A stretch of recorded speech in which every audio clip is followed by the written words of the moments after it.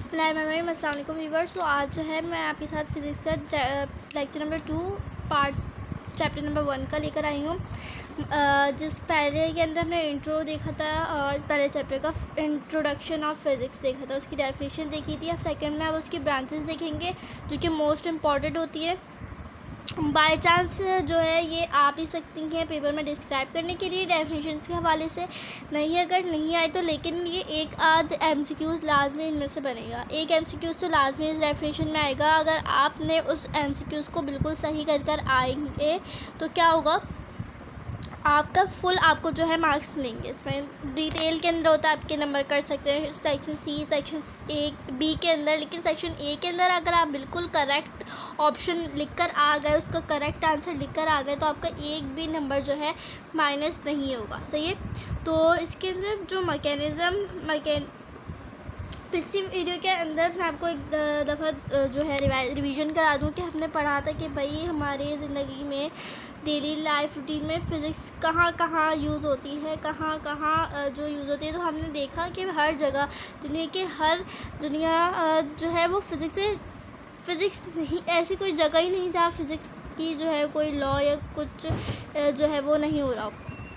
Physics हर जगह जो है वो है मौजूद है। फ़िज़िक्स ने बहुत ज़्यादा तरक्की करके हमारे निज़ाम को बेहतर भी बनाने की कोशिश करी है और बहुत मज़ीद उसमें डेवलपमेंट लेकर आई है। उसने बहुत सारे जो है इंसान की अकल को हैरान कुन जो है बुलंदी पे ला के रख दिया कि हैं, हम लोग सोचने में मजबूर हो सकते हैं कि हैं ऐसा भी हो सकता है।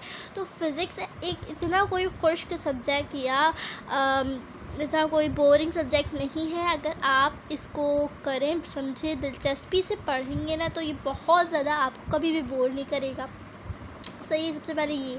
और फिर फ़िज़िक्स जो है आप एक्सपेरिमेंट सबसे पहले कर सकते हैं, आपको बहुत मज़ा आएगा क्योंकि जो चीज़ें इसके अंदर आप पढ़ेंगे वो आप देख सकते हैं अपनी आँखों के सामने। आजकल नहीं आप प्रैक्टिकल बिल्कुल परफॉर्म कर सकते, तो आप जो है नेट पर से निकाल के उस प्रैक्टिकल को परफॉर्म होते हुए देख भी सकते हैं।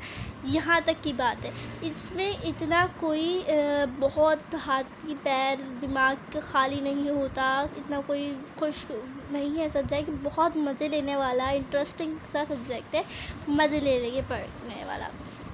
सही है। उम्मीद करती हूँ जो है मेरी आपको बातें समझ में आती होंगी। प्लीज़ चैनल को सब्सक्राइब, लाइक और कमेंट्स लाजमी कर दिया करें मेरे चैनल में, और अपने दोस्तों को लाजमी शेयर करें। इंशाअल्लाह ताला इसमें आपकी भी भलाई है और हमारी भी। तो अच्छा, अब हम ब्रांचेस ऑफ फिज़िक्स से स्टार्ट करते हैं। तो मैकेनिक्स ऐसी ब्रांच, फ़िज़िक्स की ही ब्रांच है। सही है। अब हम यहाँ पे सबसे पहले आपने अगर कोई भी डेफिनेशन आपको लिखनी पड़े ना, मतलब इसकी ब्रांचेस की, क्योंकि अक्सर बोर्ड वाले नहीं लेते लेकिन टीचर ज़रूर लेते हैं 8 9 में। तो आपने पहली लाइन तो सबसे पहले ये लिखनी है, it is the branch of physics, it is the branch of physics, these branch deals with physics. इस तरीके से आपने पहली लाइन ज़रूर लिखनी है। इससे क्या होगा, एक तो सबसे पहले होता है ना भारी थोड़ा सा लगे कि हाँ, क्योंकि हर एक के अंदर, हर डेफिनेशन के अंदर आप ये लाइन लिखेंगे ना तो आपकी थोड़ी सी मोटी हो जाएगी डेफिनेशन। क्योंकि मैं ये ज़रूर मना करूँगी कि आप चीज़ें गलत मत लिखें। आप चीज़ें जो है वो आप ये कोशिश मत करें कि भाई कॉपी और रद्दियाँ भरें, लेकिन जो आप रद्दियाँ भरें ना वो बिल्कुल सही भरें, यानी कि कोई तुक की बात हो तो उसके अंदर आप कुछ लिखें। अलबत्ता फालतू चीज़ों से गुरेज करें। मैं ये मना नहीं करूँगी कि उन टीचर्स में नहीं कि आप मोटी मोटी नापते नहीं है, लेकिन देखते ज़रूर है। ये नहीं, एक लाइन लिखने से बेहतर ये है कि आप कुछ उसके अंदर तुक्की बातें और ऐसी बातें लिखें जो आप अच्छी तरीके से आसानी से याद कर लें और वहाँ पे लिख कर आ जाए। तो ये एक लाइन जैसे मैं बता रही हूँ कि बिल्कुल मेन है कि भाई ये आप these branch deals with physics या this is the branch of physics या mechanics is the branch of physics, ये लिख देंगे तो थोड़ा सा जो काम की बात भी आ जाएगी, वो बात भी आ जाएगी, क्योंकि दोनों आप कोई की इनकार नहीं कर सकता।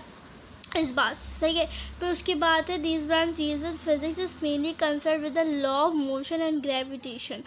मोशन, हरकत करने वाला, हरकत हो रही हो, हिल रहा जुल रहा हो, मोशन उसे कहते हैं, सही है।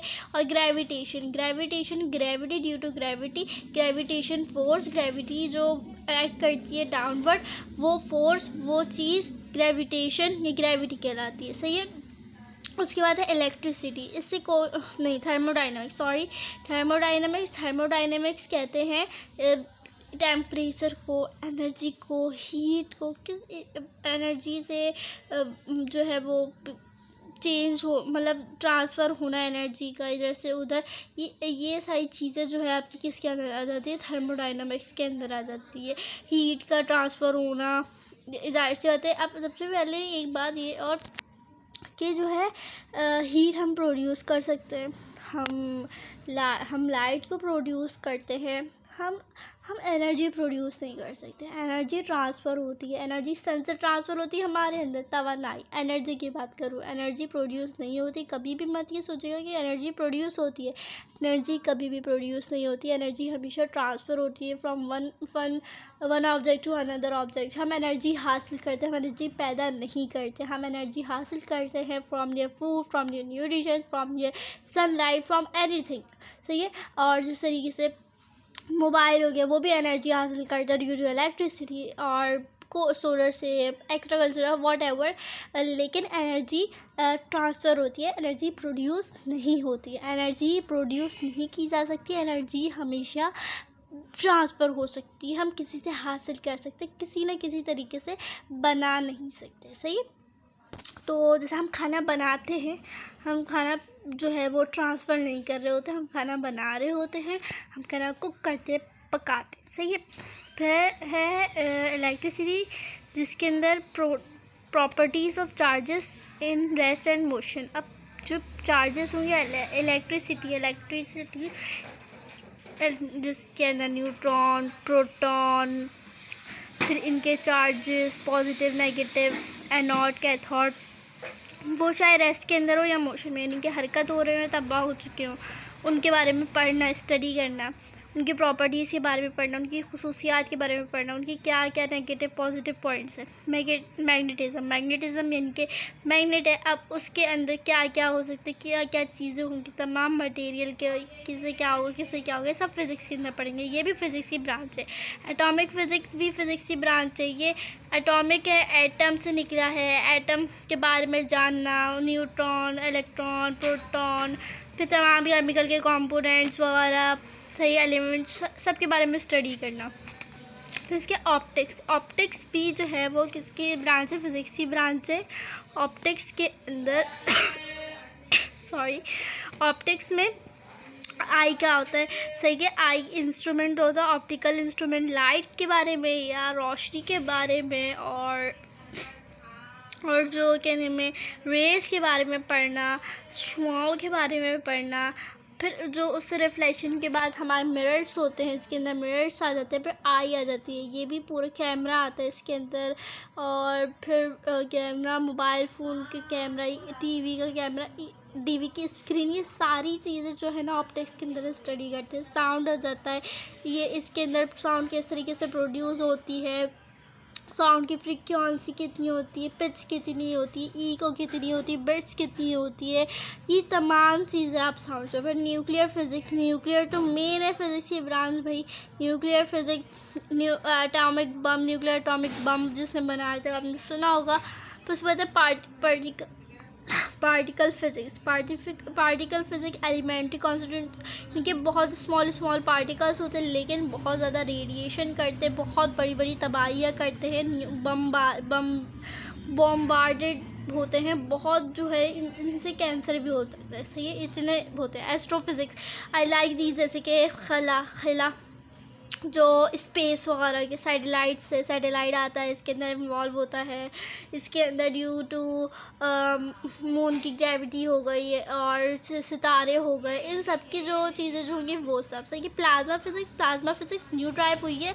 इसके अंदर प्लाज्मा होता है एक अलग स्टेट है, ना वो सॉलिड है, ना लिक्विड है, ना गैस है, लाइक जेली, लाइक सैनिटाइज़र, सही है। सैनिटाइज़र हम रब करते हैं उड़ जाता है, हालांकि वो शीशे में कैद होता है तो होता है। और जैसे कि थिनर होता है, थिनर को आप खोला रहेंगे तो उड़ जाएगा। सही है, तो ये थोड़ी सी इनमें हम कंफ्यूज है कि भाई वो सॉलिड की प्रॉपर्टी है, लिक्विड की प्रॉपर्टी है, ये गैस की प्रॉपर्टी है, what is this. So this is plasma. Okay, geo physics, geo कहते हैं ज़मीन को, अर्थ को, जियो कहते हैं अर्थ को। जियो किससे कहते हैं, अर्थ, जैसे जियो न्यूज़ यानी कि ज़मीन की खबरें, जियो ड्रामाज, जियो, तो जियो की यानी ज़मीन के, तो इस तरीके से है। तो इसके ना इंटरनल स्ट्रक्चर ऑफ अर्थ, अंदर का, इस ज़मीन के अंदर का क्या हो रहा है, क्या स्ट्रक्चर है, उसके बारे में स्टडी करना जियो फिजिक्स कहलाता है। उम्मीद करती हूँ मेरी आज की वीडियो पसंद आएगी। प्लीज़ चैनल को सब्सक्राइब करें, लाइक करें। मिलती हूँ आपसे नेक्स्ट वीडियो में नेक्स्ट इंपॉर्टेंट टॉपिक के साथ। अल्लाह हाफिज़।